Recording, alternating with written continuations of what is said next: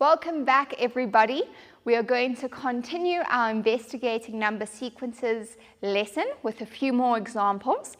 I've just defined some more of the definitions that we use in number sequences to help us. The main ones that I've been asking you to focus on term number and term value. Term number refers to the actual position of that term. So if I say T6, that means that is the sixth term within the sequence. Tn refers to term value, and that means the actual value of that term. So if I said T6 is equal to 100, the value of the sixth term is 100. Great. So let us look at another example. So will you please turn your eyes to the screen with me? So we are given another sequence that goes 3, 8, 13, 18. We have three questions regarding this sequence. The first one is that we are going to determine the next three terms of the pattern. Then we are going to write down the formula for the nth term. So we spoke about that as the general term. We're then going to speak about which term in the sequence has a value of 713. So the first question is to determine the next three terms of the pattern. Before we do that, let's talk about some strategies. We've spoken about in the past having a common difference. And a common difference is a value that is continuously added or subtracted between successive terms. So with the example behind me and at home, I'm going to ask you to grab a pen. Is there a common difference for this example? Why don't we check? So we have 3, 8, 13, and then 18. We are looking to see if there is a common difference. If I look between 3 and 8, I can actually see that I added 5. Between 8 and 13, I also added 5. Between 13 and 18, I added 5. So everybody at home, I hope that you'll agree with me that the common difference is positive 5 because I have added 5 continuously between the successive terms. So because my common difference is 5, that's going to help me determine the value of the next two terms. Let's write them down. So I'm going to have to add 5 and then add 5 again to get to the next two terms. So if I add 5 to 18, I'm going to have 23. Then if I add 5 again, the next term will be 28. Then if I add another 5 from 28, we can see that the next term will have a value of 33. Wonderful. So with our term difference or our common difference being 5, we can see that the next three terms are 23, 28, and 33. Let's move on to the next question. We now have the same sequence being 3, 8, 13, and 18. I'm just going to write it out for us. We now need to determine the formula for the nth term Tn. Just a reminder, the general term or finding the nth term means that I need a specific mathematical rule that can help me describe the pattern that I'm seeing. So far, I've seen that I have a common difference of 5. I'm going to check whether that common difference of 5 can help me determine the nth term. Let's have a look.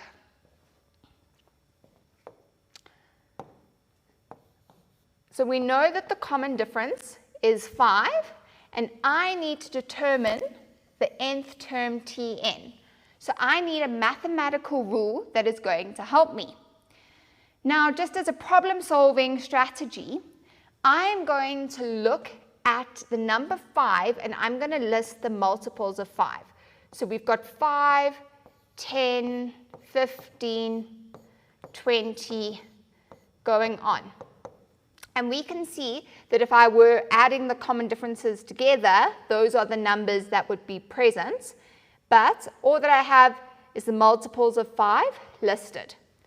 I'm now going to ask you if you see any relationship between the sequence and the multiples of 5. Please keep in mind that this is term 1, term 2, term 3, and term 4. At home, I'm going to ask you, is there any connection between the pattern that's given to you and the multiples of 5? Let's have a closer look to see if we can see a connection. When we look at the first multiple of 5 in relation to 3, we can see that it is essentially 5 minus 2. Again, if I look at the connection between the second multiple of 5 and term 2, we're going to have a subtraction of 2 to get to the term value of 8. If I look at the third value of the actual term with the third multiple of 5, I can see that I subtract 2 to get from 15 to 13. If I look at the fourth multiple of 5 to get to term 4, I can see that I subtract 2. So, ladies and gentlemen, I'm hoping that you can see that there's a relationship. With regards to the multiples of 5, I multiply 5 by the term number and then I subtract 2. So that is my general or my nth term for the pattern. Let's write it down. So we can say that the general term for the pattern is equal to 5 multiplied by n, which is the term number, minus 2. So we can just check it. Over here with term 3, we had 5 times 3 minus 2, which gives me 13. So this is my nth term. We're now going to use our nth term for the next example. So this question is going to rely on my actual calculated or determined general term in order to answer the question. Let's read the question together. We are going to determine which term in the sequence has a value of 713. Because we are talking about a value, that means that that is going to be my Tn. So I'm going to replace Tn with 713 because that is the actual term value. And I'm going to equate that to 5n minus 2.